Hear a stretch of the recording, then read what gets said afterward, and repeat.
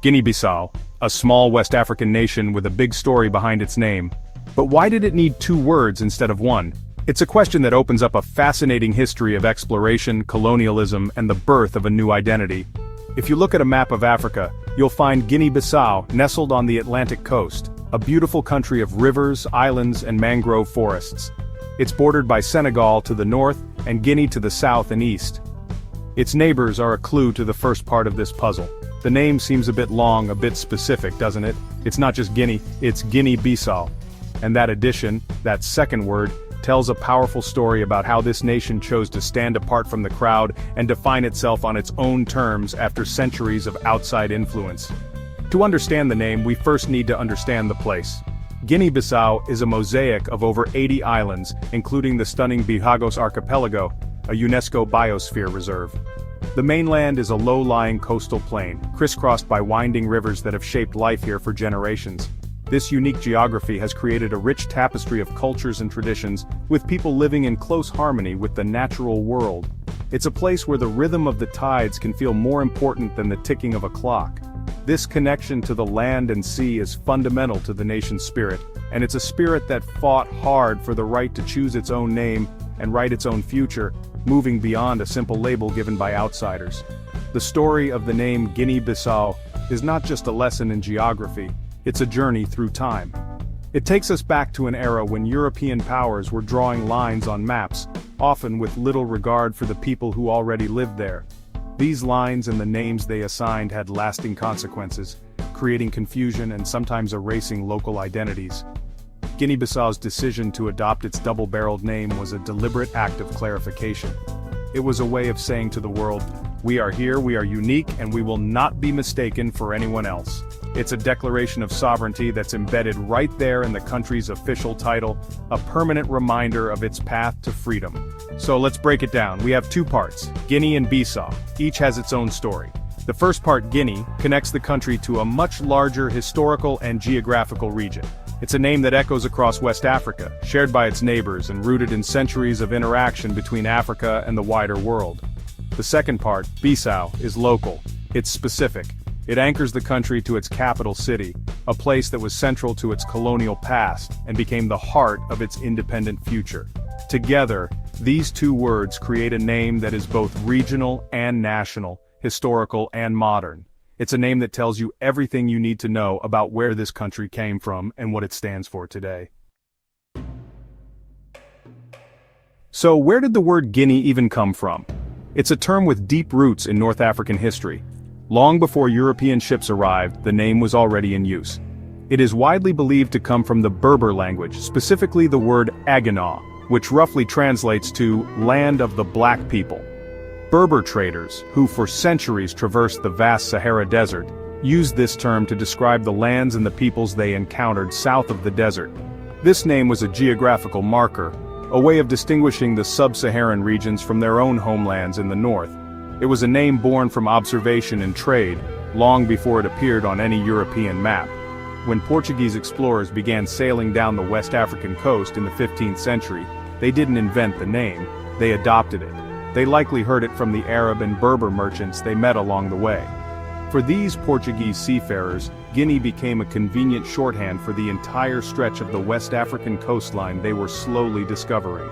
It was a vast, mysterious territory they knew little about, and Guinea was the label they slapped on it. The term Gulf of Guinea is a direct legacy of this era, a name given to the huge expanse of the Atlantic Ocean that curves into the continent, a gulf that touches the shores of many nations today.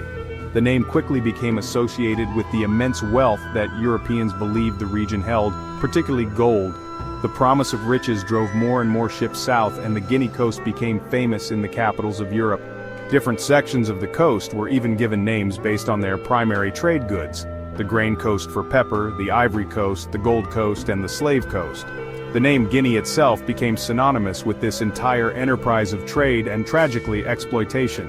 It was a European-centric view of the world where an entire region was defined by what it could offer to outsiders, rather than by the rich and complex societies that already existed there.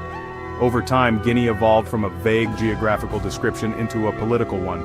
As European powers carved up Africa during the scramble for Africa in the late 19th century, they established colonies and gave them names. France created French Guinea, Spain established Spanish Guinea, and Portugal had Portuguese Guinea.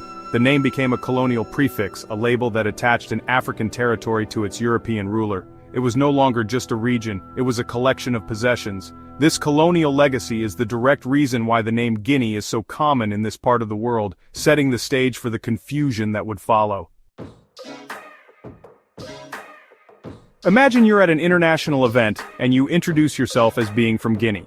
The immediate follow-up question would almost certainly be, which one?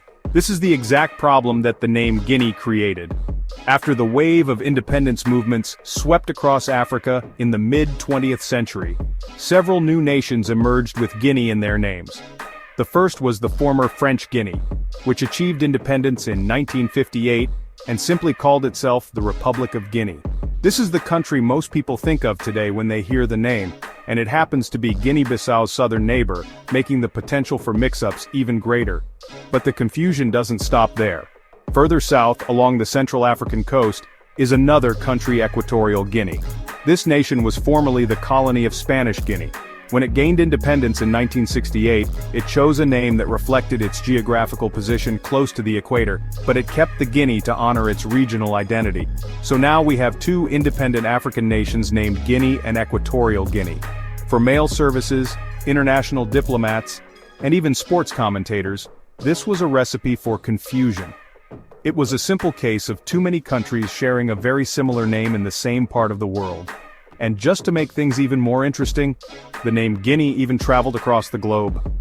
Thousands of miles away in the Pacific Ocean, there is the nation of Papua New Guinea. How did that happen? The story goes that a 16th century Spanish explorer, Inigo Ortiz de Retez, landed on the island and thought the local people resembled the people he had seen on the Guinea coast of Africa. He therefore named the island New Guinea. When the eastern half of the island gained independence from Australia in 1975, it combined this historical name with Papua, another local name for the island, to become Papua New Guinea. This global spread shows just how influential that original Berber and Portuguese term became. So, when Portuguese Guinea was on the brink of independence in the early 1970s, its leaders faced a practical problem. If they simply called their new country the Republic of Guinea, they would be the second nation to do so, and their neighbor at that. It would create endless logistical and diplomatic headaches. They needed a way to signal their unique identity, to distinguish themselves on the world stage from day one. The solution couldn't be simpler or more effective.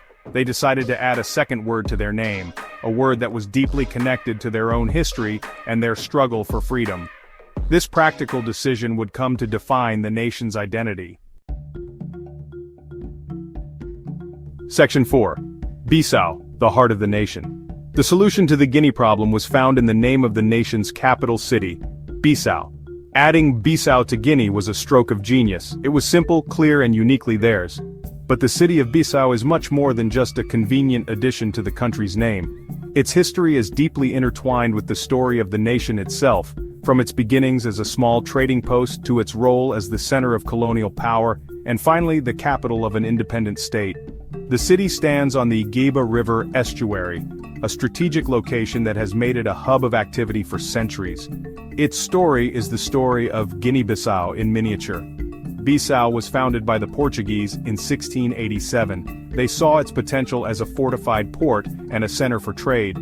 For the Portuguese, Bissau was a crucial foothold on the coast, a place from which they could manage their commercial interests in the region. These interests, tragically, were dominated by the transatlantic slave trade. The fort they built was designed to protect this brutal enterprise, making Bissau a key site in one of history's darkest chapters. For centuries, the city was primarily a military and commercial outpost, a place governed by the logic of profit and colonial control, with strong connections to the nearby Cape Verde Islands, which were also under Portuguese rule.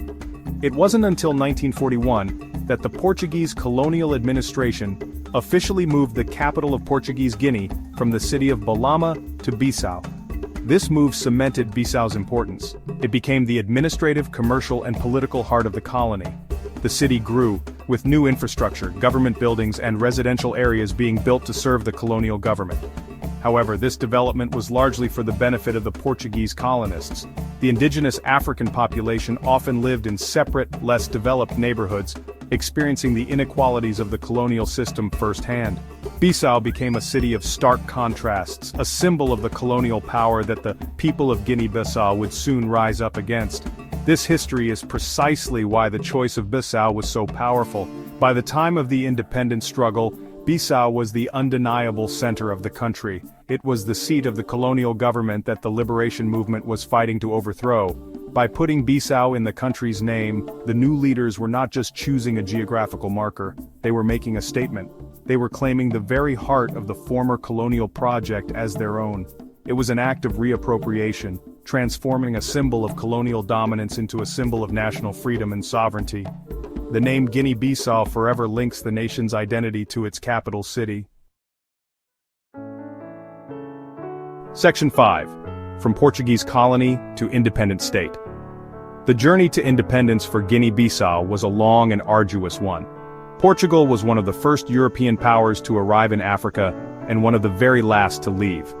While other colonial empires like those of Britain and France began to grant independence to their colonies in the 1950s and 60s, Portugal's authoritarian Estado Novo regime, led by António de Salazar, stubbornly refused to let go.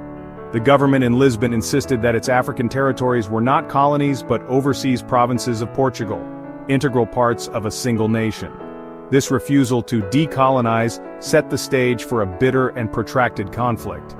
In 1956, a group of visionary thinkers, including Amilcar Cabral, founded the African Party for the Independence of Guinea and Cape Verde, or PIGC. Cabral, an agronomist, writer, and revolutionary, became the intellectual and strategic leader of the movement. He understood that independence would not be given freely, it would have to be won. After years of peaceful protests were met with violent repression, the PIGC launched an armed struggle in 1963. The War for Independence was a brutal, decade-long conflict fought in the forests, swamps, and villages of the country. The PIGC, with support from other socialist countries, proved to be an incredibly effective guerrilla force. By the early 1970s, the PIGC had achieved remarkable success. They had liberated and were in control of large swaths of the countryside, effectively running a state within a state. They established schools, health clinics, and local administrative systems in the territories they held, demonstrating their capacity to govern.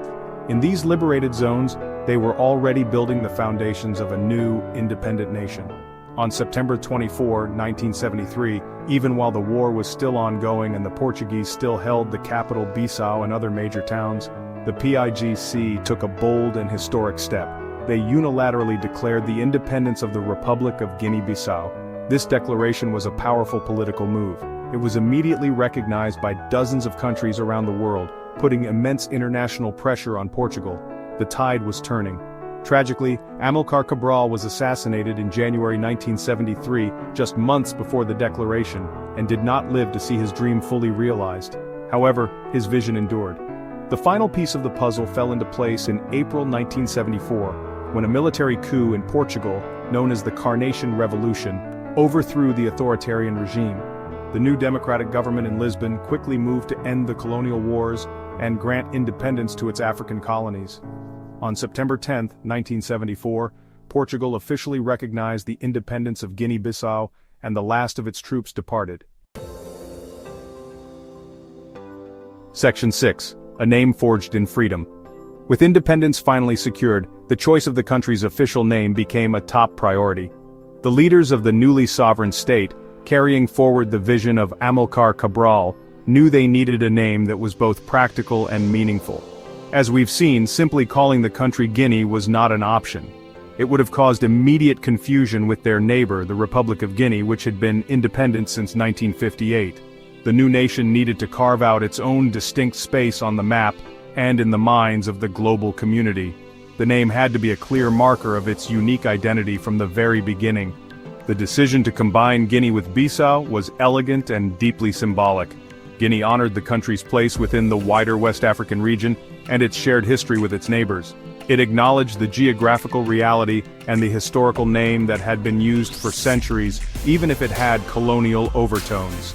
But the addition of Bissau was the masterstroke.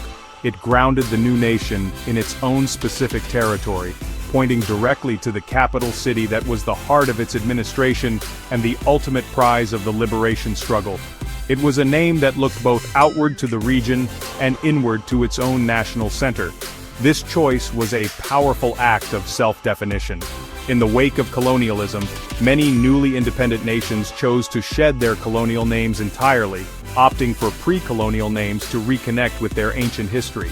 For example, the Gold Coast became Ghana, and Rhodesia became Zimbabwe. Guinea-Bissau took a different but equally powerful path. Instead of rejecting the colonial-era name completely, they adapted it. They took Portuguese Guinea, stripped away the Portuguese, and replaced it with Bissau.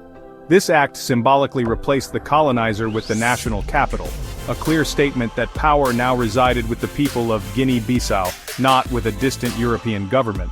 The name Guinea-Bissau therefore became a testament to the country's modern history and its hard-won freedom. It is not an ancient name, but one forged in the fire of a 20th-century liberation war.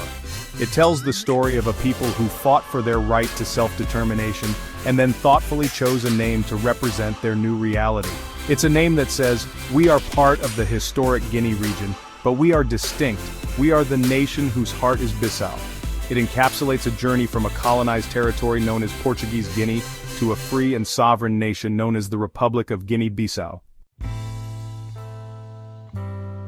Section 7. More than a name, a symbol of unity and pride. Today, the name Guinea-Bissau is more than just a solution to a geographical puzzle. It has become a powerful symbol of national identity and pride. In a country that is home to a rich diversity of ethnic groups, languages, and cultures, the shared name serves as a unifying force. The nation is a vibrant mosaic of peoples including the Balanta, Fula, Mandinka, Manjaco, and Papel, each with their own unique traditions, music, and social structures. While Portuguese remains the official language, a legacy of the colonial past, the most widely spoken language is Guinea-Bissau Creole, a Portuguese-based Creole that acts as a true lingua franca, bridging the gaps between the many different ethnic languages. This cultural richness is the true wealth of the nation. It's visible in the bustling markets of Bissau, where languages and cultures mix freely. It's audible in the country's incredible music, particularly the Gumbe genre, which blends traditional rhythms with modern influences to create a sound that is uniquely Guinea-Bissauan. And it's tangible in the intricate wood carvings of the Bijagos people and the colorful textiles worn by women across the country. The name Guinea-Bissau represents this entire tapestry, a single banner under which all these diverse cultures can unite as one nation, celebrating both their individual heritages and their shared national identity. What began as a practical necessity, the need to avoid confusion with its neighbor, has evolved into something much deeper. The name is a constant reminder of the country's journey. It embodies the struggle for independence and the deliberate choice to forge a new path. For the people of Guinea-Bissau, the name is a source of pride because it is their own. It was not imposed upon them by an outside power. It was chosen by their own leaders at the moment of their birth as a free nation. This act of choosing is fundamental to the sense of ownership and identity that the name now carries for its citizens. In the end, the story of Guinea-Bissau's name is a perfect example of how a name can shape a nation's destiny. It's a story about turning a problem into an opportunity, a label of confusion into a badge of honor. From the ancient Berber term Agana to the modern independent Republic of Guinea-Bissau, the name has been on a remarkable journey. It reflects a history of trade, colonization, struggle, and ultimately triumph. It's a small country with a big story, and that story is proudly declared every time its name is spoken. If this story gave you new insight, don't forget to like, subscribe, and share your thoughts in the comments. Which country's name should we uncover next? Drop your suggestion below.